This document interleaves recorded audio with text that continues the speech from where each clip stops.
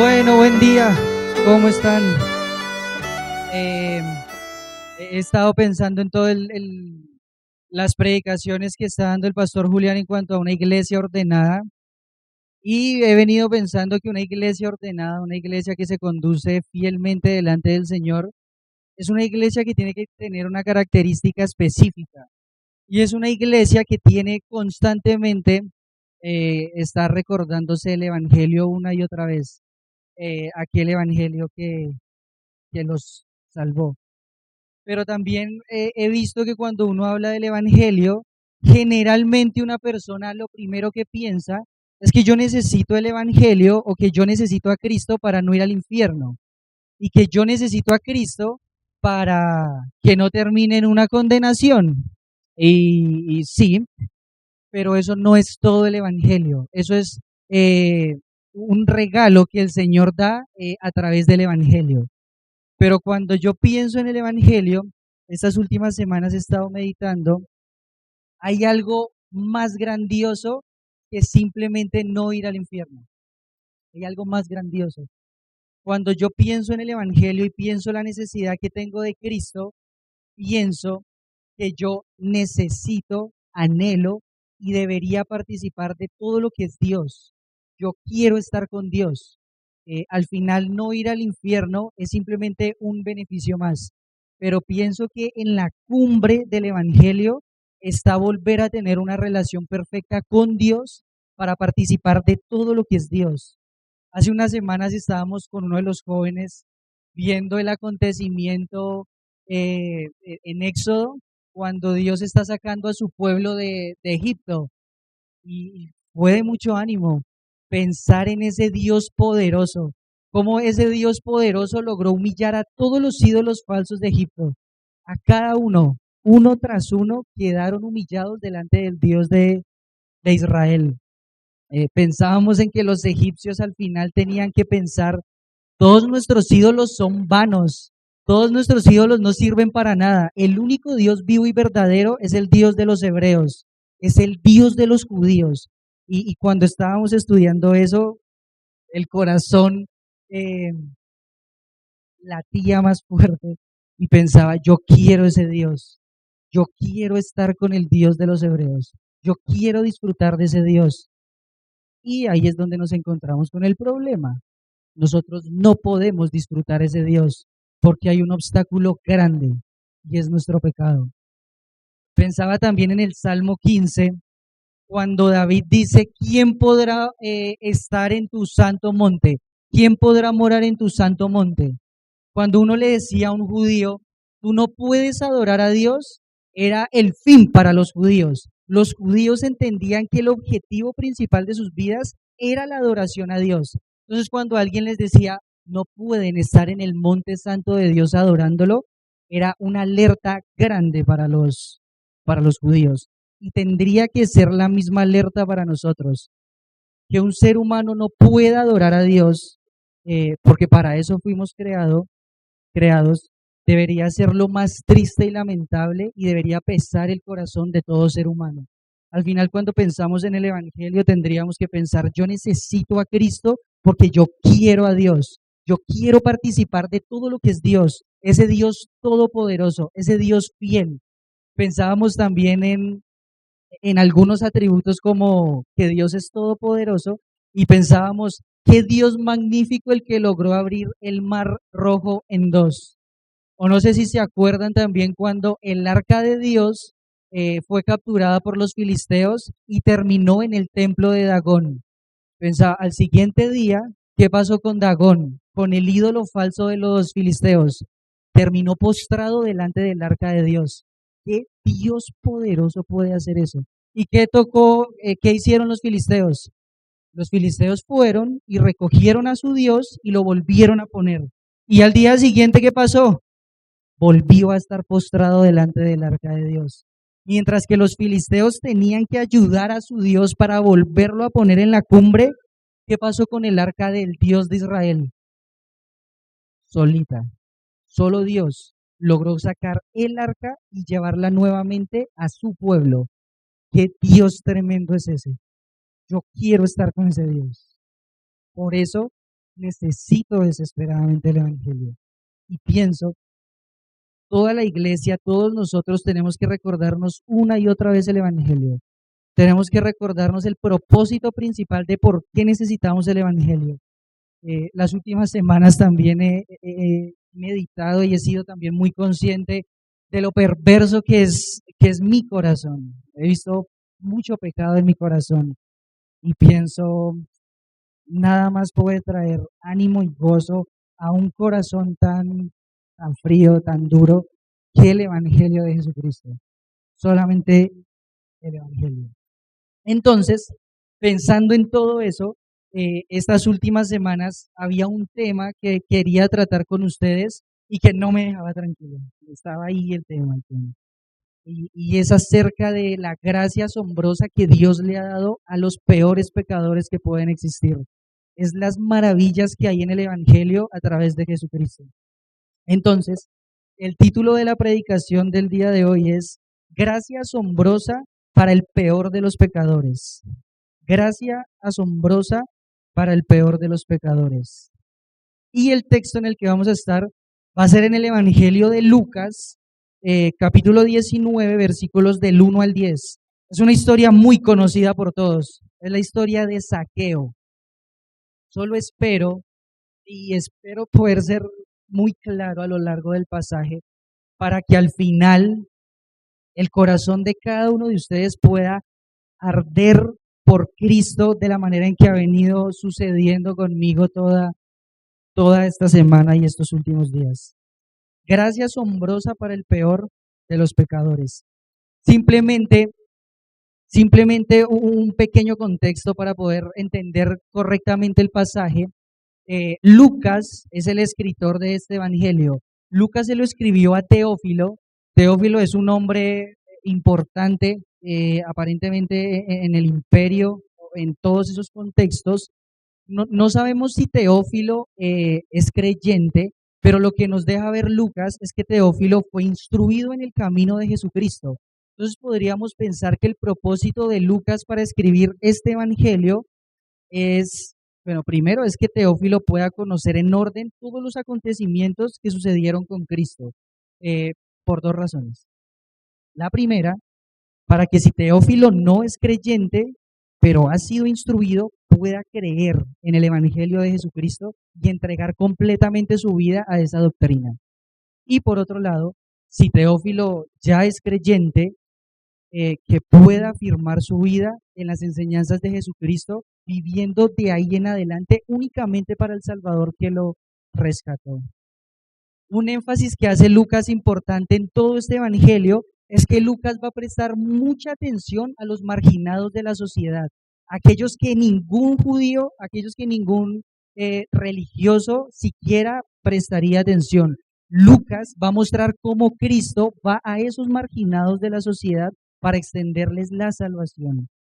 Y entre ellos encontramos con el hombre que vamos a ver en esta mañana, a Zaqueo. Podríamos dividir este pasaje en tres partes específicas. Entonces, gracia asombrosa para el peor de los pecadores. Un Salvador que, en primer lugar, busca al pecador. Un Salvador que busca al pecador. Versículos del 1 al 6, pero vamos a leer todo el pasaje primero. Dice, habiendo entrado Jesús en Jericó, iba pasando por la ciudad, y sucedió que un varón llamado Zaqueo, que era jefe de los publicanos y rico, procuraba ver quién era Jesús, pero no podía a causa de la multitud, pues era pequeño de estatura. Y corriendo delante, subió un árbol sicómoro para verle, porque había de pasar por allí. Cuando Jesús llegó a aquel lugar, mirando hacia arriba, le vio y le dijo, Zaqueo, date prisa, desciende, porque hoy es necesario que pose yo en tu casa. Entonces él descendió a prisa y le recibió gozoso. Al ver esto, todos murmuraban diciendo que había entrado a posar con un hombre pecador. Entonces, Zaqueo, puesto en pie, dijo al Señor, he aquí, Señor, la mitad de mis bienes doy a los pobres, y si en algo he defraudado a alguno, se lo devuelvo cuadruplicado. Jesús le dijo, hoy ha venido la salvación a esta casa, por cuanto él también es hijo de Abraham, porque el Hijo del Hombre vino a buscar y salvar lo que se había perdido. Gracia asombrosa para el peor de los pecadores. En primer lugar, un Salvador que busca al pecador. Versículos del 1 al 6. Versículos del 1 al 6. Capaz, un detalle en el versículo 1. Lucas no menciona qué otros aspectos hizo Jesús en Jericó. Entendiendo que Lucas va narrando los acontecimientos de una manera ordenada, lo que nosotros vemos es que Jesús, antes de entrar a Jericó, se encuentra con Bartimeo y le devuelve la vista. Hace un milagro con Bartimeo. Después, Jesús empieza a narrar lo que pasó dentro de Jericó con Zaqueo. Y después, ya Lucas nos narra que Jesús va camino a Jerusalén. Que Jesús va camino a Jerusalén. Claramente Jesús hizo muchas más cosas en Jericó, pero quiero que pensemos en esto. El texto nos da el énfasis de que el propósito principal de Jesús de ir a Jericó fue encontrar a Zaqueo. Por Zaqueo fue y a Zaqueo halló. Ese era el objetivo principal de Cristo para ir a Jericó. Qué tremendo es el Salvador, que está dispuesto a ir muchos kilómetros a una ciudad específica con tal de hallar a aquel que está buscando. Con tal de hallar a aquel a que está buscando. Así obra el Salvador. Y esta no sería la primera vez que sucede. Recordemos la mujer samaritana. Allí en el Evangelio de Juan, capítulo 4, versículo 4, dice que le era necesario a Jesús pasar por Samaria. ¿Cómo que le era necesario a Jesús pasar por Samaria? ¿Por qué? Bueno, como lo dijo un autor, porque Jesús había planeado un encuentro muy especial desde antes de la fundación del mundo, en aquel pozo de Jacob. Por supuesto, Jesús no iba a llegar tarde. Jesús llegó temprano, llegó al pozo y le dio tiempo para sentarse. Cuando de un momento a otro vino la mujer samaritana a sacar agua. Una mujer una mujer que salía por agua a la hora sexta cuando ya todos se habían retirado, porque era una mujer rechazada por toda la sociedad. Era una mujer rechazada por todos, menos por el Mesías. Y fue únicamente a Samaria por ella. Únicamente a Samaria por ella.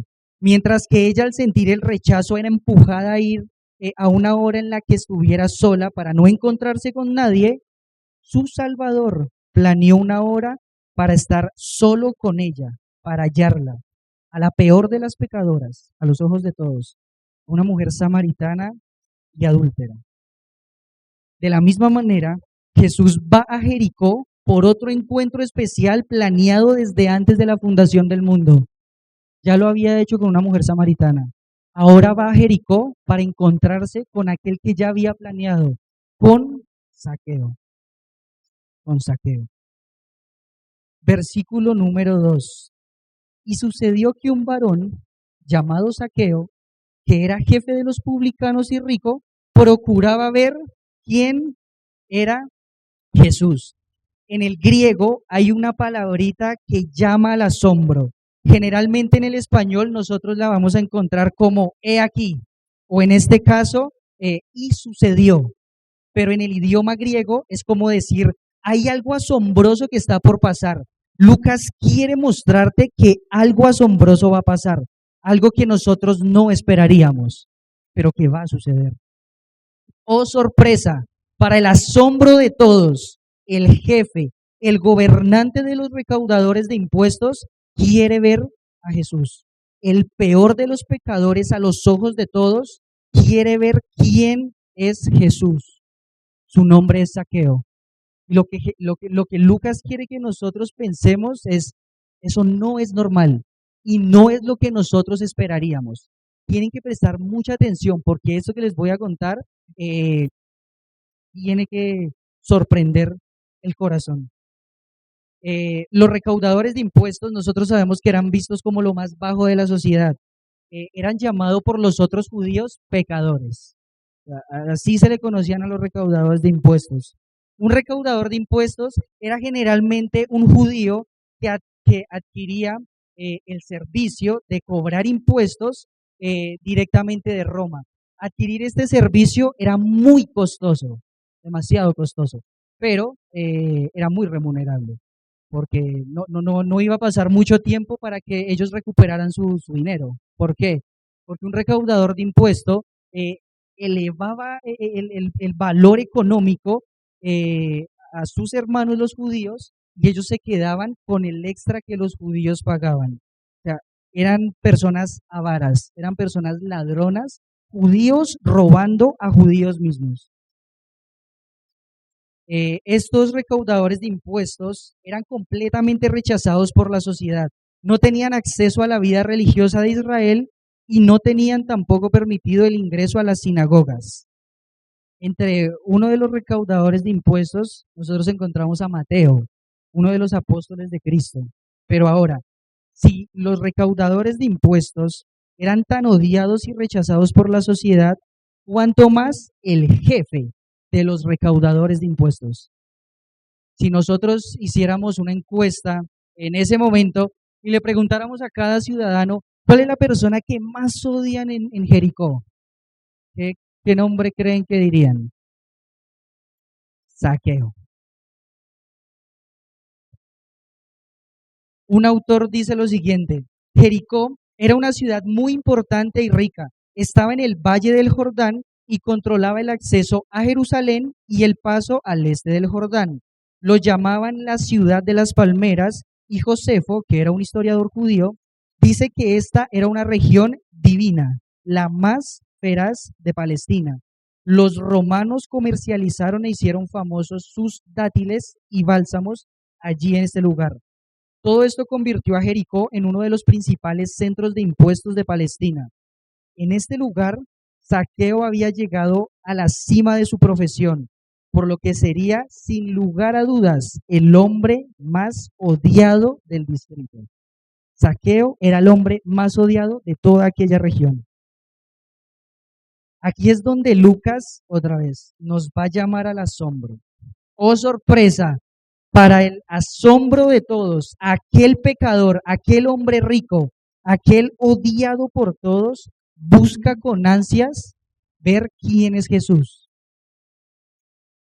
Busca con ansias ver quién es Jesús. Ahí en el versículo 3, esa palabrita de procuraba, da el énfasis de que estaba buscando incisivamente, deseaba. Esa palabra también la encontramos en Mateo 2:13, cuando a José le es dicho en sueños que tiene que agarrar al niño, a su esposa y salir a Egipto, porque Herodes buscará al niño para matarlo.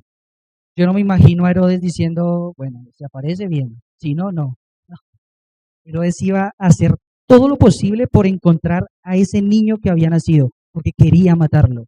Entonces, la fuerza con la que Lucas pone esta palabra de procuraba ver quién era Jesús, nos da la idea de que este Saqueo tenía un anhelo profundo. No iba a descansar hasta ver quién era Jesús. Tenía un deseo intenso de ver quién era Jesús. Así que este hombre Saqueo, eh, queriendo ver quién era Jesús, no era capaz por la muchedumbre, ya que era pequeño de estatura, ya que era pequeño de estatura. Quiero que tengas hasta este punto algo en mente. Quiero que tengas en mente lo siguiente. ¿Cómo es que aquel hombre, odiado por toda la sociedad, perverso, lleno de pecado, tiene tantas ansias de saber quién es Jesús? ¿Por qué?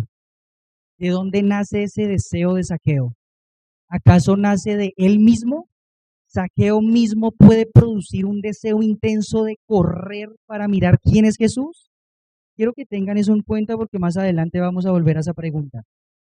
Hace dos historias narradas, Lucas nos presentó un desenlace completamente lamentable que todos conocemos y es el joven rico. Ahí en Lucas 18 en adelante. La historia del joven rico, ahí en el versículo 23 y 24 se nos dice: entonces aquel joven rico, oyendo esto, todo lo que Jesús le había dicho, se puso muy triste porque era muy rico. Al ver Jesús que se había entristecido mucho, dijo: cuán difícilmente entrarán en el reino de Dios los que tienen riquezas. Podríamos especular un poquito. Alguien más rico que el joven rico, sin lugar a dudas, era Zaqueo. Alguien más rico que ese joven rico era Zaqueo. Y si Zaqueo simplemente es un simpatizante de Cristo, que apenas muestre las demandas del Evangelio, va a ser el primero en abandonar. Porque Lucas nos acaba de mostrar, un hombre rico abandonó por seguir sus riquezas. Aquí vuelve a aparecer otro hombre rico, más rico que el anterior. ¿Será que va a pasar lo mismo? ¿Será que también va a ser simplemente un simpatizante que a la primera demanda del Evangelio va a abandonar? No. Por eso Lucas pone esa palabrita de asombro que no puso en la historia del joven rico. Mientras que acabamos de ver al hombre que rechaza a Cristo por seguir sus riquezas, aquí Lucas pone una intensidad para que nosotros prestemos atención. Asómbrate, porque eso que pasó con el joven rico no va a pasar con Zaqueo. No va a pasar con Zaqueo. Versículo versículo número 4 todavía.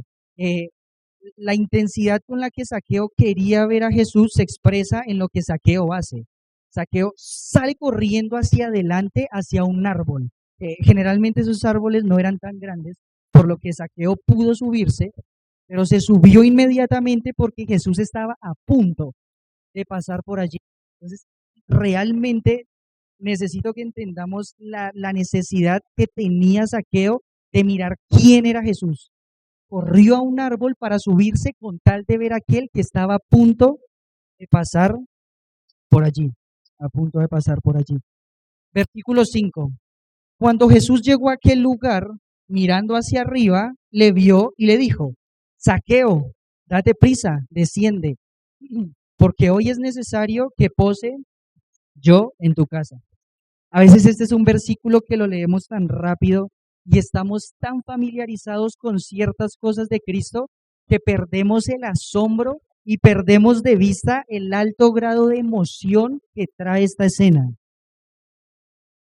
Podemos entenderlo así. Y como Jesús vino sobre el lugar rodeado de muchas personas, nosotros hemos visto en el ministerio de Cristo que generalmente Él está andando. Raras veces Jesús, cuando hay muchedumbre y está andando en una ciudad, se detiene.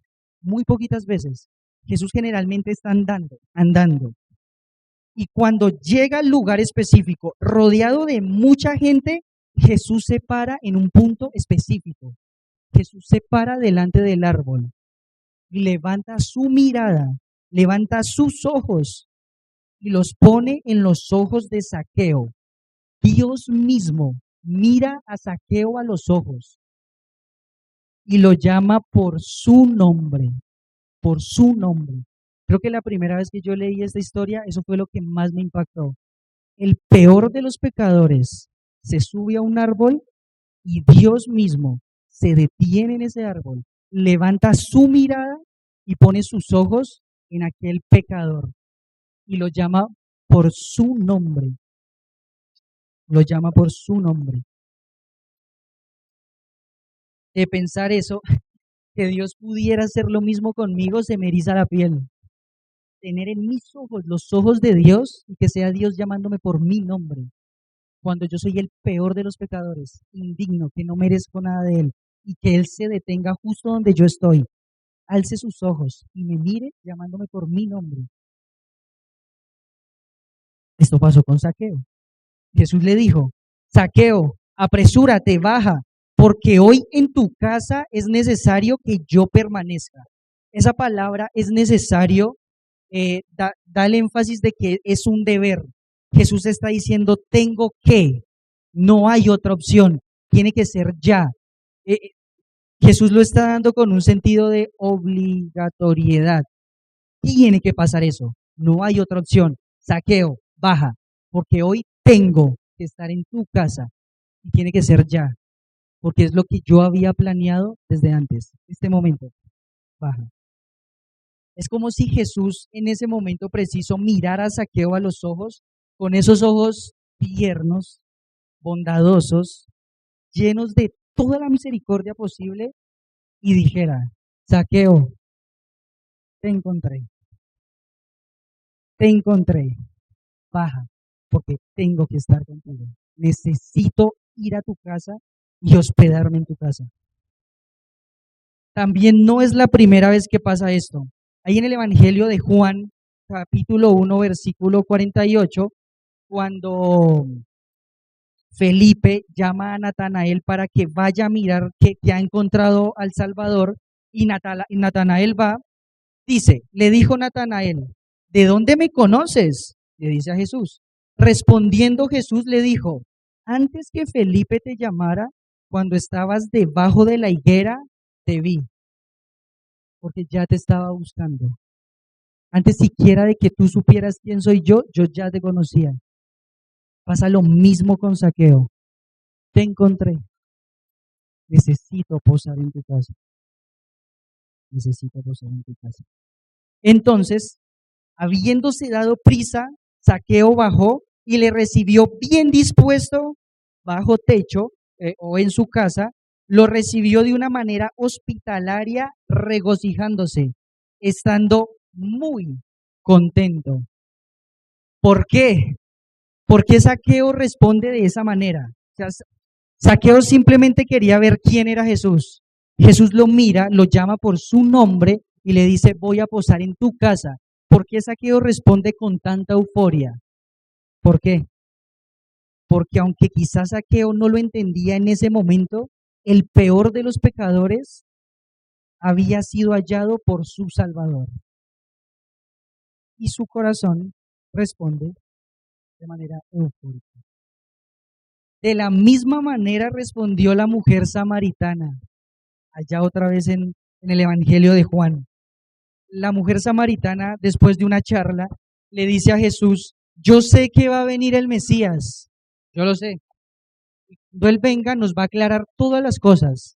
Y en ese momento, con toda la atención del momento, mirándose otra vez fijamente, Jesús poniendo su mirada en los ojos de la mujer samaritana, le responde de una manera sublime.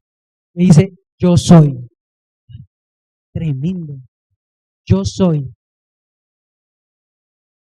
Te encontré.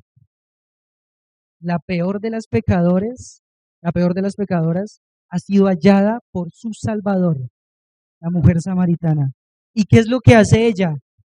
Ella fue por agua. ¿Qué importa el agua? Deja el cántaro y sale corriendo completamente gozosa a la ciudad para anunciarles que el Mesías ha llegado, por ella y por ellos, que ella ha sido hallada por el Mesías y que ellos también van a ser hallados por el Mesías. Han sido hallados los samaritanos también. Han sido hallados los samaritanos también. Entonces, gracia asombrosa para el peor de los pecadores. Un Salvador que, en primer lugar, busca al pecador, y en segundo lugar, un Salvador que concede el arrepentimiento. Un Salvador que concede el arrepentimiento. Versículos 7 y 8. Dice: al ver esto, todos murmuraban diciendo que había entrado a posar con un hombre pecador. Entonces Zaqueo, puesto en pie, dijo al Señor: he aquí, Señor, la mitad de mis bienes doy a los pobres, y si en algo he defraudado a alguno, se lo devuelvo cuadruplicado. La idea que da aquí es que ya ha pasado un tiempo. O sea, todo no ocurre en el mismo momento. Jesús ya va hasta la casa de Zaqueo. Jesús ya está en la casa de Zaqueo. Y al ver eso, al ver que Jesús entra a la casa de Zaqueo, es que muchos empiezan a murmurar. Esa palabra murmurar es como criticar de manera indignada. Como si los fariseos cerraran su puño y dijeran: ese hombre acaba de entrar a hospedarse en la casa del peor de los hombres de Jericó. ¿Cómo se atreve? Con el puño cerrado, indignados. Y pienso: menos mal Jesús hace eso. El fariseo nunca hubiera entrado en la casa de Zaqueo, pero su Salvador el cual halló a Zaqueo, él sí va a la casa de Zaqueo, a pasar allí con Zaqueo. Pero Zaqueo, puesto en pie, dijo hacia el Señor, o mirando al Señor, le dijo al Señor otra vez. Aquí aparece la palabrita que llama al asombro. Oh, sorpresa, lo que no nos esperábamos va a suceder. Zaqueo le dice al Señor: las mitades de mis posesiones o de las cosas que estoy poseyendo, Señor, a los pobres, a los que mendigan, a los indefensos, estoy dando. Esa palabra estoy dando es presente y está en forma indicativa, no es un subjuntivo. Un subjuntivo sería como una posibilidad. Un indicativo es una realidad. Zaqueo no le está diciendo: Señor, puede ser que yo le dé la mitad de mis posesiones a los pobres. No, Zaqueo está diciendo: lo estoy haciendo. Ya dispuse mi corazón porque estoy en marcha a hacerlo y lo voy a hacer. Y si alguno algo defraudé o si alguno logré extorsionar, nuevamente estoy entregando cuadruplicado. Estoy entregando cuadruplicado. Cuando nosotros vemos también al inicio del Evangelio de Lucas, nosotros vemos que Lucas habla específicamente de Juan el Bautista, cuando Juan el Bautista está bautizándolos a todos y todos llegan y le dicen: ¿qué tenemos que hacer? Y Juan el Bautista dice: ustedes tienen que dar frutos dignos de arrepentimiento. Entonces se acercan los soldados y les dicen: ¿y nosotros qué tenemos que hacer? Y Juan el Bautista le dice: bueno, ustedes tienen que no extorsionar a las personas y contentarse con su salario. Eso va a demostrar frutos dignos de arrepentimiento. Es lo que está pasando aquí con Zaqueo. De manera sobrenatural, un hombre avaro, amador de sí mismo, amador de las riquezas, está dando frutos dignos de arrepentimiento. El joven rico no lo hizo porque no mostró arrepentimiento. Zaqueo lo hizo porque estaba demostrando frutos dignos de arrepentimiento. Un pequeño paréntesis. ¿Qué es el arrepentimiento? Podríamos definir el arrepentimiento como los griegos lo definían, que es un doble pensamiento, un segundo pensamiento que lleva completamente a un cambio de pensamiento. Cambio radical en el pensamiento que se va a ver expresado en un cambio radical de conducta. En un cambio radical de conducta. Un cambio de pensamiento en cuanto a mí, un cambio de pensamiento en cuanto a mi pecado, un cambio de pensamiento en cuanto a Dios, un cambio de pensamiento en cuanto a Cristo mismo. Un cambio de pensamiento. Otra vez les hago la misma pregunta. ¿Por qué? ¿Qué llevó a Zaqueo a dar frutos dignos de arrepentimiento? ¿Por qué? ¿Lo produjo él mismo? ¿Se esforzó por dar frutos dignos de arrepentimiento? Es interesante que Lucas utilice esta palabra que llama al asombro en el versículo 2 y en el versículo 8. O sea, Lucas es específico. Quiere mostrarnos que eso que está pasando no es normal, que no es lo que nosotros esperábamos con un hombre como Zaqueo. Lucas quiere que nos asombremos al ver cómo es posible que un hombre como Zaqueo quiera ver quién es Jesús. Eso no es normal. Tenemos que asombrarnos por eso. Pero también en el versículo 8, Lucas quiere que nos asombremos al ver por qué un hombre como Zaqueo está mostrando frutos dignos de arrepentimiento. ¿Y sabes por qué Lucas pone esa palabrita que llama al asombro en esos dos versículos? Con el único propósito de que nos asombremos de la obra de Dios en la vida del peor de los pecadores. Ese es el único objetivo de Lucas. Lucas no quiere exaltar a Zaqueo. Lucas pone esa palabrita que llama al asombro para que todos nosotros nos asombremos de la obra de Dios en la vida del peor de los pecadores. Asómbrate, porque no es lo que esperábamos, porque eso no lo produjo Zaqueo, lo produjo Dios. ¿Por qué Zaqueo buscó intensamente ver quién era Jesús? Porque Dios se lo permitió y obró en él para que Zaqueo lo hiciera. ¿Por qué Zaqueo mostró arrepentimiento? Porque Dios se lo permitió y obró en él. Tanto el buscar a Jesús como el arrepentimiento son un don de Dios. Es Dios quien lo otorga. Ninguno de nosotros, si en algún momento llega a presentar frutos dignos de arrepentimiento, puede pensar que es producto de nosotros mismos. Cada fruto digno de arrepentimiento es únicamente un regalo de Dios al ser humano. Es Dios quien produce el arrepentimiento en el corazón del ser humano. Quiero mostrarte también esto que acabé de decir de una manera más clara con dos pasajes y dos ejemplos específicos. Ahí en el Evangelio de Juan, en el capítulo número 3, que es una historia muy conocida, la de Jesús y Nicodemo, en el versículo número 3, dice, respondiendo Jesús le dijo, de cierto te digo, que el que no naciere de nuevo no puede ver el reino de Dios. A veces cuando nos enfrentamos con esta traducción, pienso que esta traducción no nos permite ver la idea original, porque cuando nosotros leemos el que no naciere de nuevo, es como algo que producimos nosotros. Yo tengo que nacer de nuevo. Perdónenme este paréntesis, espero no ser tan técnico. En la construcción de la gramática griega, algunas palabras están en voz activa y en voz pasiva. Cuando una palabra está en voz activa, significa que el sujeto realiza la acción, pero cuando una palabra está en voz pasiva, el sujeto es el que recibe la acción. Y esta específica que dice, el que no naciere de nuevo, no está en voz activa, como aparentemente se da a entender. En el texto original, esa palabra está en voz pasiva. ¿Qué quiere decir eso? Que la traducción original o la traducción literal sería el que no sea nacido de nuevo. O sea, no es algo que el ser humano pueda producir. Y también la palabra el que no sea nacido de nuevo, en el original no es de nuevo, sino que Juan está dando la idea y dice el que no sea nacido de arriba. El que no sea nacido de arriba. Entonces ahí queda muy claro. El nuevo nacimiento no es algo que yo produzco, es algo que solamente Dios puede producir en el corazón del ser humano.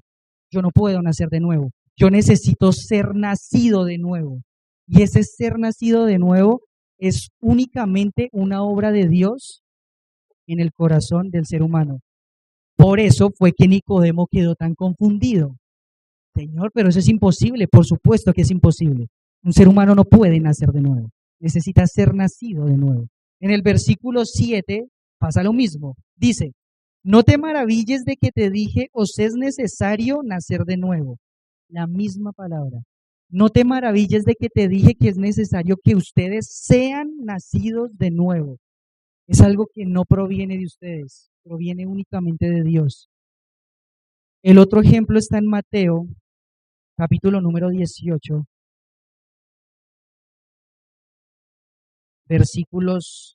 Versículo 3. Los discípulos iban caminando, discutiendo entre sí quién iba a ser el más grande del reino de los cielos. Y Jesús cuando llega les dice que estaban discutiendo por el camino. Entonces a ellos, muy avergonzados, les tocó decirle, Jesús, tú nos acabaste de decir que vas a morir y lo que nosotros veníamos hablando en el camino es quién iba a ser el más grande del reino de los cielos cuando tú ya no estés. Entonces Jesús les va a hacer una exhortación en el versículo 3, que nuevamente da esta idea que la salvación es únicamente obra de Dios. Dice, y dijo Jesús, de cierto os digo, esa palabra de cierto os digo es Jesús diciendo, presten mucha atención porque esto es así, no hay otra posibilidad, no hay vuelta, esto es verdad. Tienen que prestar atención. Y no sé si se dieron cuenta, pero en el Evangelio de Juan, antes de utilizar la palabra de es necesario que sean nacidos, también utiliza esta misma palabra. Presten atención, porque no hay otra opción. Tienen que prestar atención. Dice, de cierto os digo que si no os volvéis y hacéis como niños, no entraréis en el reino de los cielos. Otra vez, uno lee este pasaje y ¿qué es lo que uno piensa? Bueno, yo tengo que volverme como un niño. Yo tengo que hacerme como un niño. Pero adivinen en qué voz está esta palabra. Está en manera pasiva. O sea, la traducción original es si ustedes no son vueltos como niños. O sea, pega más en el orgullo del corazón del ser humano. Porque Jesús le está diciendo, si ustedes no son humildes, no van a entrar al reino de los cielos. Entonces, ¿qué podría pensar los discípulos? Bueno, me voy a volver más humilde. Yo voy a producir humildad. Y Jesús aquí les está diciendo, bueno, no pueden. Porque no es algo que pueda producir el ser humano. Lo que Jesús está diciendo es que ustedes tienen que ser vueltos, alguien externo tiene que obrar en ustedes para que los vuelva humildes. Ustedes no se pueden volver humildes a ustedes mismos. Y en el contexto que Jesús está hablando, Jesús está diciendo que si una persona hecha vuelta humilde no va a entrar en el reino de los cielos. O sea que para que una persona entre al reino de los cielos, Dios tiene que obrar humildad en ese corazón. Dios tiene que salvar ese corazón. Es Dios y únicamente Dios. No es el ser humano.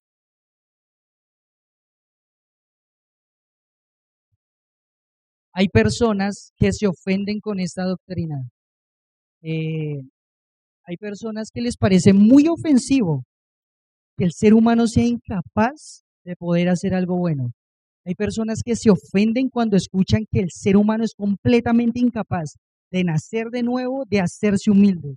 Les parece completamente ofensivo, pero es lo que dice Romanos 3, 10 al 12, cuando dice, como está escrito, no hay justo ni aun uno, no hay quien entienda, no hay quien busque a Dios. Todos se desviaron, a una se hicieron inútiles. No hay quien haga lo bueno, no hay ni siquiera uno. A algunos les parece ofensivo que sea Dios quien haga todo y que sea Dios el que se lleve toda la gloria. A algunos les parece ofensivo eso. Les parece ofensivo que el ser humano no tenga nada de crédito. Y sí, el ser humano no tiene nada de crédito en la salvación. Todo le corresponde a Dios. Lo estamos viendo otra vez en el ejemplo de Zaqueo. Zaqueo, ¿por qué quiere mirar quién es Jesús? Porque Jesús se lo permitió y porque Jesús está obrando en Zaqueo para que Zaqueo pueda ver quién es Jesús. ¿Por qué Zaqueo se arrepintió? Porque porque Dios mismo le permitió que se arrepintiera. O sea, no hay mérito alguno en Zaqueo. Todo el mérito es absolutamente para Dios, completamente para Dios. Y aunque haya algunos que se ofendan con esa doctrina, es lo que nosotros encontramos en la Biblia. No hay mérito para el ser humano en nada. Todo el mérito es únicamente de Dios. Si yo soy salvo es porque Dios lo quiso, es porque Él quiso salvarme. Si yo me arrepiento es porque Dios me concedió el arrepentimiento, es porque Él obró. No hay ningún mérito en mí, absolutamente ninguno. El ser humano está muerto en sus delitos y pecados, muerto. Un muerto no puede darse vida, un muerto no puede pedir ayuda, un muerto lo único que puede hacer es estar muerto. Necesita que alguien externo venga y obre en él. Nosotros no podemos producir nada relacionado con la salvación. Todo es obra únicamente de Dios. Y la gloria es únicamente para Dios, no para el ser humano. Volviendo a Lucas 19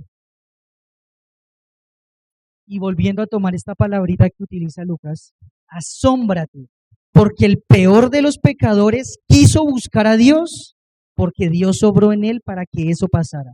Asómbrate, porque el peor de los pecadores se arrepintió, porque Dios le concedió que se arrepintiera. Entender esta verdad solo debe llenarnos de asombro por Dios y rebosar en gratitud.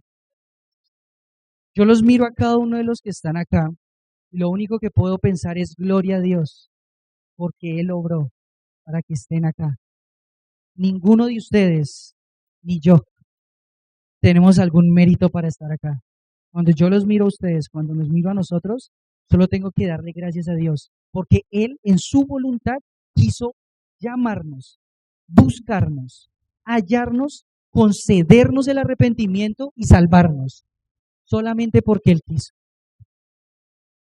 Antes de que tu mente se llene con dudas sin fundamento, cuando nosotros nos enfrentamos a este tema de que es únicamente Dios y que Dios salva a quien quiere, la única duda que tendría que haber en nuestra mente es, ¿por qué a mí?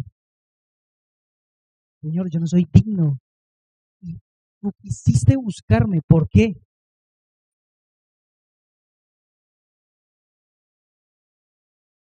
No lo podemos responder. No estoy aquí por mí. Y si fuera por mí, si dependiera de mí, de una cosa estaría segura. Yo no estaría acá. Yo no me hubiera arrepentido. Yo no hubiera buscado a Dios. El que yo esté aquí, el que nosotros estemos aquí, es porque Dios tuvo misericordia de nosotros. Qué Salvador tan tremendo el que tenemos. Qué grandioso es nuestro Salvador, que quiso que estemos aquí, nos buscó y obró para que estemos aquí. Asómbrate. Oh sorpresa, lo que no esperábamos pasó. Estamos acá. John Stott escribió las siguientes palabras que cualquiera de nosotros que ahora seguimos a Cristo podría haber escrito. Él dice, mi fe se debe a Jesucristo mismo, quien me persiguió sin descanso incluso cuando yo huía de Él para seguir mi propio camino. Y si no fuera por la bondadosa búsqueda de Cristo, hoy estaría en el montón de basura de vidas desperdiciadas y desechadas. Charles Spurgeon, en cuanto a este tema, también dice, Cristo no nos deja a nosotros buscarlo, pues de lo contrario nos dejarían solos, pues la naturaleza humana es tan vil que aunque se nos ofrezca el cielo y el infierno retumbe en nuestros oídos, nunca hubo ni habrá nadie que sin la restricción de la gracia soberana corra por el camino de la salvación, escapando así del infierno y llegando al cielo. Por lo tanto, si hoy buscas a Dios, puedes saber que es solo por la bondad del Salvador al tomar la iniciativa de buscarte primero. Un viejo himno también dice, busqué al Señor y después supe que Él movió mi alma para que pudiera buscarlo, buscándome a mí. No fui yo quien lo encontró. Oh, Salvador verdadero, no fui yo quien lo encontró. Fue Él quien me encontró a mí. Entonces, gracias soberana para gracias asombrosa para el peor de los pecadores. Un Salvador que, en primer lugar, busca al pecador, en segundo lugar, concede el arrepentimiento y en tercer lugar, extiende la salvación. Un Salvador que extiende la salvación. Versículos 9 y 10. Jesús le dijo, hoy ha venido la salvación a esta casa, por cuanto él también es hijo de Abraham, porque el Hijo del Hombre vino a buscar y a salvar lo que se había perdido. Pero Jesús le dijo que hoy la salvación, la liberación de la esclavitud al pecado, ha llegado a esa casa por cuanto él también es hijo de Abraham. ¡Qué golpe para los fariseos! ¿Qué? ¿Zaqueo es hijo de Abraham? Nosotros somos hijos de Abraham. Ese recaudador de impuestos no puede ser hijo de Abraham porque es un pecador. Pero fueron las palabras textuales de Cristo. La salvación ha llegado porque Él es hijo de Abraham. ¿Cómo así que es hijo de Abraham? Ahí en Gálatas 3, versículos 6 y 7 dice, así Abraham creyó a Dios y le fue contado por justicia. Sabed, por tanto, que los que son de fe, estos son hijos de Abraham. ¿Por qué Zaqueo es llamado hijo de Abraham? Por la fe que tuvo en Cristo. Porque Cristo le concedió la fe para creer. Porque Cristo decidió salvarlo. Por eso Cristo lo hizo hijo de Abraham. Acá recuerdo las palabras de Juan el Bautista al inicio de su ministerio, cuando los fariseos fueron a bautizarse. Y Juan el Bautista los reprendió muy duramente y les dijo, no piensen decir dentro de vosotros, yo soy hijo de Abraham, porque de cierto os digo que Dios de esas piedras puede sacar hijos a Abraham. Y así fue como sucedió. Así fue como Dios lo hizo. Porque el Hijo del Hombre vino a buscar y salvar lo que se había perdido. Esa palabra perdido da el sentido de perdido completamente en la muerte, perdido de perecer eternamente, de ser destruido. El Hijo del Hombre vino a buscar y a salvar lo que se había perdido para perecer, para morir eternamente. Qué Salvador precioso tenemos y bajo qué gracia asombrosa Él nos ha escogido. Jesús vino a buscar solamente a los que están perdidos, no a los arrogantes que no se creen perdidos. Lucas 5:30-32 dice: y los escribas y los fariseos murmuraban contra los discípulos diciendo: ¿por qué coméis y bebéis con publicanos y pecadores? Respondiendo Jesús les dijo: los que están sanos no tienen necesidad de médico, sino los enfermos. No he venido a llamar a justos, sino a pecadores al arrepentimiento. Lucas 15 del 4 al 6 dice: ¿qué hombre de vosotros, teniendo 100 ovejas, si pierde una de ellas, no deja las 99 en el desierto y va tras la que se perdió hasta encontrarla? Y al llegar a casa reúne a sus amigos y vecinos diciendo: gozaos conmigo, porque he encontrado mi oveja que se había perdido.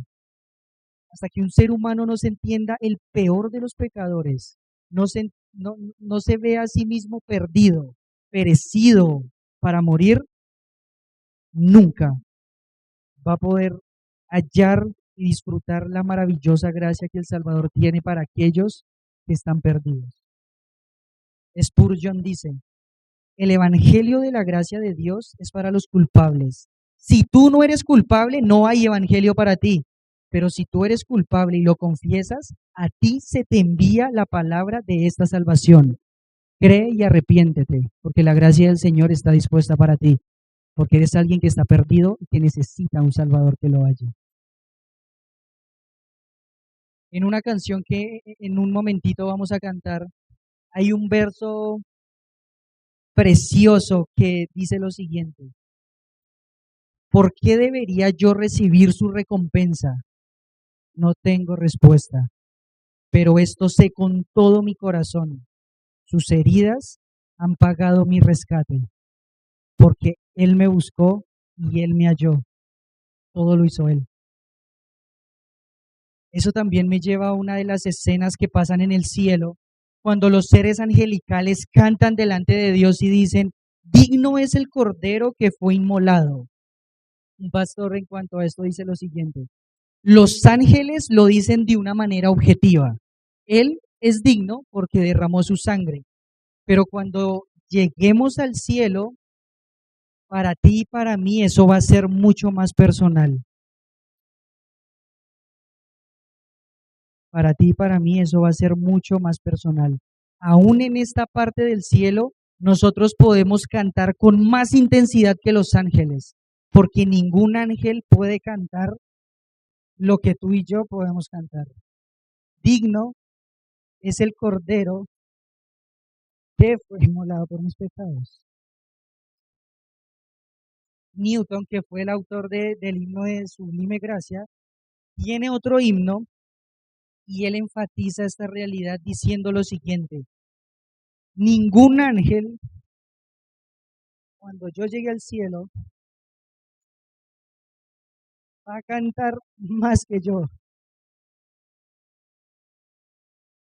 porque tengo tantas razones por las cuales cantar. Porque a ninguno de ellos se le perdonó lo que se me perdonó a mí. Porque a ninguno de ellos se le extendió la gracia asombrosa que se le extendió a este traidor.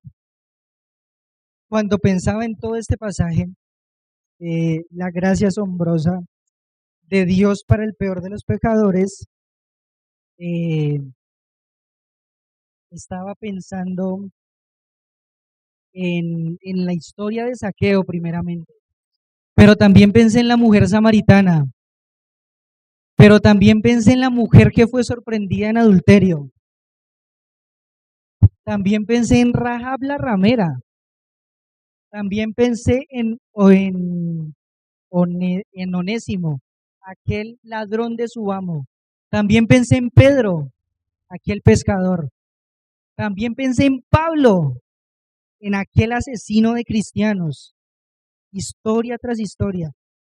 Y venían lágrimas a mis ojos al ver la gracia inagotable extendida de Dios a los peores pecadores de todos, entre los cuales aparezco yo ahí, aparecemos todos ahí, pecadores a los cuales el Salvador halló y los regresó a casa. Qué gracia asombrosa y sublime es la que el Señor ha preparado para nosotros.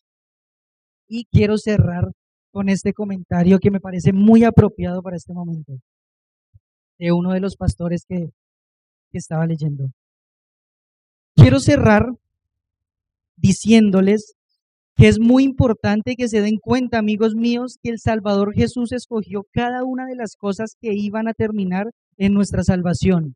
Hubo un día en los consejos de la eternidad cuando el Padre dijo: Hijo mío, cuando yo actúe en el mundo para salvarlos, quiero traerte al mundo en una familia pobre. ¿Harás eso por ellos? Y el hijo dijo: Oh sí, Padre mío, lo haré.